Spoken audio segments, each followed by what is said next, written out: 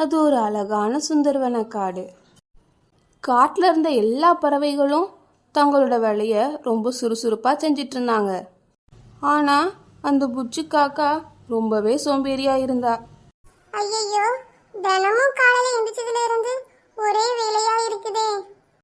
காலையில எந்திரிச்சதும் பல்லு தேய்க்கணும், குளிக்கணும், சாப்பாடு செய்யணும், எவ்வளவு வேலை இருக்கு எனக்கு. இந்த வேலையெல்லாம் செய்யறதுக்கு யாராவது இருந்தா ரொம்ப நல்லா இருக்கும்.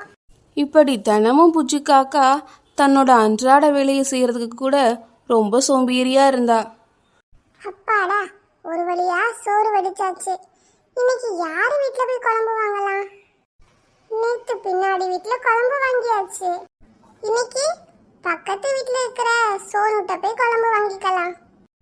தினமும் பக்கத்து வீட்டில் போய் குழம்பு வாங்குறத வாடிக்கையாக வச்சிட்டு இருந்த புச்சு காக்கா போகிற இடத்துல சும்மா இல்லாமல் மற்ற பறவைகளை பற்றி ரொம்பவே புரளி பேசிக்கிட்டு வந்தா.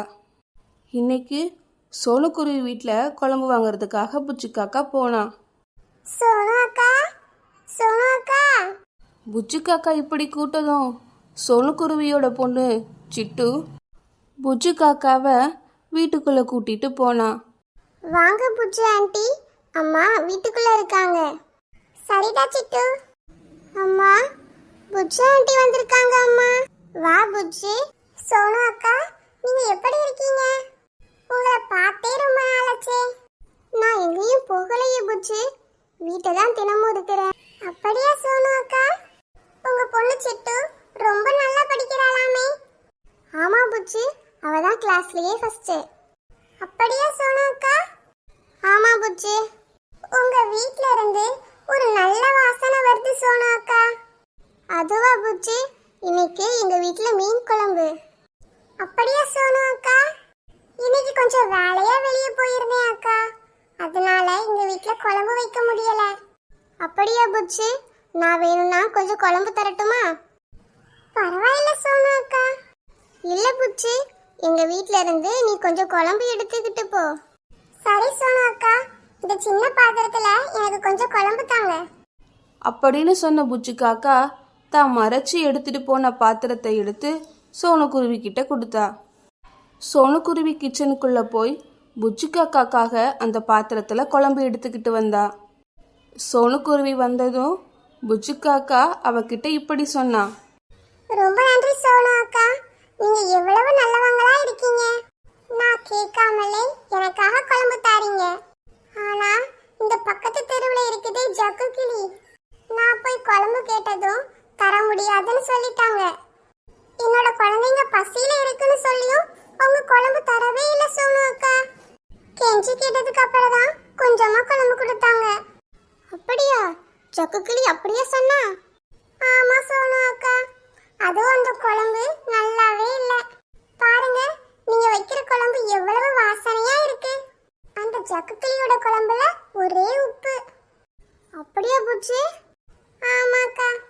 சரிக்கா, நான் என்னோட வீட்டுக்கு கிளம்புறேன். என்னோட குழந்தைங்க பசியா இருப்பாங்க. சோனுக்குருவி கிட்ட குழம்பு வாங்கிட்டு போன புச்சு காக்கா இப்படி யோசிச்சா. அப்பாடா, ஒரு வழியா எப்படியோ குழம்பு வாங்கியாச்சு. வீட்டுக்கு போய் நல்லா சாப்பிட வேண்டியதுதான். இதே மாதிரி புச்சு காக்கா அடுத்த நாள் ஜக்கு கிளியோட வீட்டுக்கு போய் குழம்பு வாங்கினா. ஜக்கு அக்கா, நான் இன்னைக்கு கொஞ்சம் வெளியே போயிருந்தேன், அதனால என்னால சமைக்க முடியல அக்கா. கொஞ்சம் குழம்பு மட்டும் கொடுங்களேன்.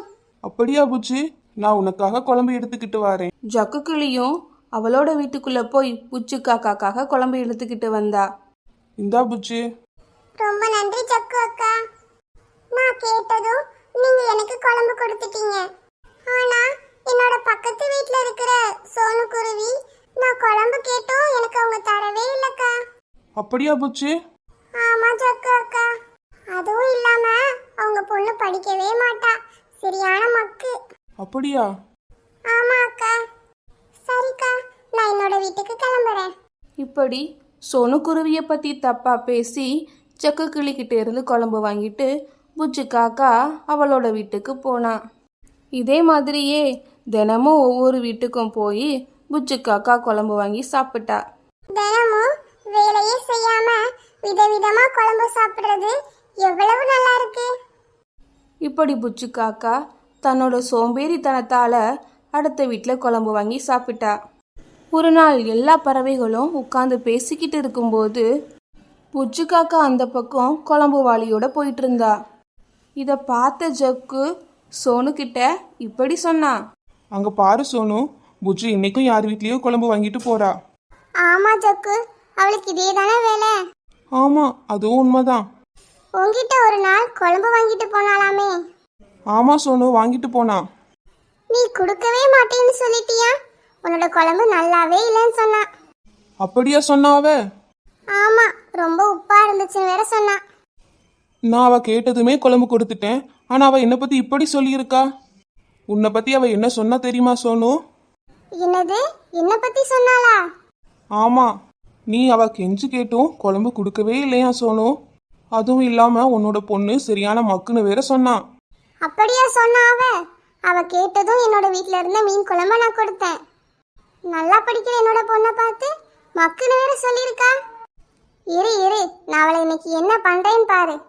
நானும் உன் கூட வாரேன் சோனு. சோனு குருவியும் ஜக்கு கிளியும் ரொம்ப கோவமா புச்சி காக்காவோட வீட்டுக்கு போனாங்க. ஏ புச்சு, எங்க இருக்க நீ? என்னாச்சு சோனு அக்கா, ஏன் இப்படி கத்துறீங்க? என்னது, என்ன ஆச்சா? நீ எதுக்கு என்ன பத்தி எல்லார்கிட்டயும் தப்பா பேசிக்கிட்டு இருக்கிற? இல்ல சோனு அக்கா, நான் உங்களை பத்தி தப்பா பேசல. பொய் சொல்லாத புச்சு. நீ என்கிட்ட சோனு குருவி உனக்கு குழம்பு தரலன்னு சொன்னல. அதுவும் இல்லாம என்னோட குழம்பு நல்லாவே இல்லைன்னு நீ சோனு குருவி கிட்ட போய் சொல்லியிருக்க. இல்ல ஜக்கு அக்கா, நான் உங்களை பத்தி எதுவும் சொல்லல. உன்னோட சோம்பேறித்தனத்தால நீ வீட்ல சமைக்காம எல்லார் வீட்லயும் போய் வாங்கி சாப்பிடுற. அதுவும் இல்லாம ஒருத்தரை பத்தி இன்னொருக்கிட்ட இப்படி குறையாவா பேசுவே? இப்படி பண்ணாத புச்சு, இது ரொம்ப தப்பு. எப்பவும் ரொம்ப சுறுசுறுப்பா இருக்கணும். கஷ்டப்பட்டு உழைச்சி அதுல வர காசுல தான் சாப்பிடணும். நீ எதுவும் செய்யாம சும்மா இருக்கிறதுனால தான் எல்லாரும் என் பத்தி தப்பு தப்பா பேசிக்கிட்டு இருக்கிற. என்ன மன்னிச்சிருங்க அக்கா, நான் இனிமே இப்படி பண்ண மாட்டேன். புச்சு காக்கா மன்னிப்பு கேட்டதும் சோனுவும் ஜக்குவும் அவளை மன்னிச்சிட்டாங்க. இப்போ புச்சு காக்கா தினமும் அவளோட வேலைகளை சுறுசுறுப்பா செய்கிறா. இப்போ எந்த பறவைகளை பற்றியும் புச்சு காக்கா குறை சொல்றது இல்லை. இப்போ இந்த காட்டில் இருக்கிற எல்லா பறவைகளும் ரொம்ப சந்தோஷமா வாழ்ந்துட்டு இருக்காங்க. ஹாய் ஃப்ரெண்ட்ஸ், எல்லாரும் எப்படி இருக்கீங்க? கமெண்ட்ல ஹாய் சொல்ல சொல்லி இருந்தீங்க. சிட்டுக்குருவி, சாக்ஷி, ஆதிரன், ஆருத்ரன், ரவி, வியான், இதே மாதிரி உங்க நேமையும் நாங்க சொல்லணும்னா கமெண்ட்ல சொல்லுங்க ஃப்ரெண்ட்ஸ். மறக்காம இந்த வீடியோ எப்படி இருந்துன்னு கமெண்ட்ல சொல்லுங்க. அப்புறம் நம்மளோட சேனல் சோனு பேர்ட்ஸ் கார்ட்டூன் தமிழை சப்ஸ்கிரைப் பண்ணிக்கோங்க. Bye friends.